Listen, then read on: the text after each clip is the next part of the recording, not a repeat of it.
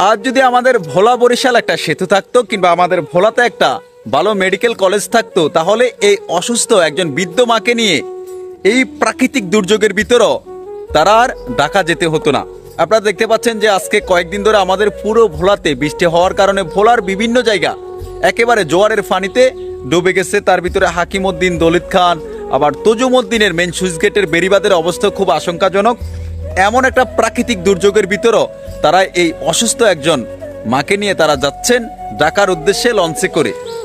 অসংখ্য মানুষ অনেক ঝুঁকিতে আছে, যে কোনো সময় তারা প্রাকৃতিক দুর্যোগের কবলে পড়তে পারে। তো দেখতে পাচ্ছেন যে ভোলা বরিশাল সেতু না থাকার কারণে একজন অসুস্থ গর্ভধারিণী মাকে নিয়ে যেতে কত কষ্ট হচ্ছে।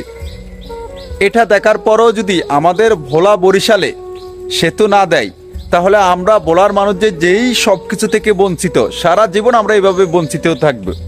আমি আজ থেকে অনেকদিন আগে একটা শর্ট ফিল্ম করেছি, আমাদের ভোলা বরিশাল একটা সেতু চাই। ভোলার 20 লক্ষ মানুষের যে একটা প্রাণের আত্মনাদ, দেখেন তার বাস্তব কিছু চিত্র আমরা তুলে ধরতেছি।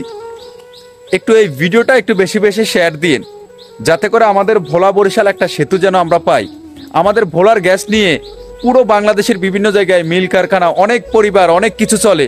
আর অথচ আমাদের ভোলার মানুষের যে ভোলা বরিশাল একটা সেতুর কারণে ভোলার 20 লক্ষ 22 লক্ষ মানুষের প্রাণের আত্মনাদ আপনারা দেখতে পাচ্ছেন। আপনারা প্রমাণটা দেখেন যে ভোলা বরিশাল যদি আজকে সেতু থাকতো, তাহলে এই অসুস্থ একজন গর্ভধারিণী মাকে নিয়ে তার পরিবার এত কষ্ট করে হাকিমউদ্দিনের লঞ্চ ঘাট আপনারা জানেন ডুবে গেছে, সেখানে লঞ্চে তুলতে হতো না। কত কষ্ট, যেভাবে তারা এই অসুস্থ গর্ভধারিণী মাকে তুলতেছে, যে কোনো সময় জোয়ার এসেও তো তাদেরকে নিয়ে যেতে পারতো না। খুব কষ্ট লাগে। কবে আমাদের ভোলা বরিশাল একটা সেতু হবে? এটা ভোলার 22 লক্ষ মানুষের প্রশ্ন করছে আপনাদের কাছে, একটু উত্তরটা দিয়েন। একটু এই ভিডিওটি একটু বেশি বেশি শেয়ার করে সবাইকে দেখার সুযোগ করবেন, যাতে করে আমাদের ভোলা বরিশাল সেতু হওয়ার জন্য এই ভিডিওটি একটু কাজে আসে।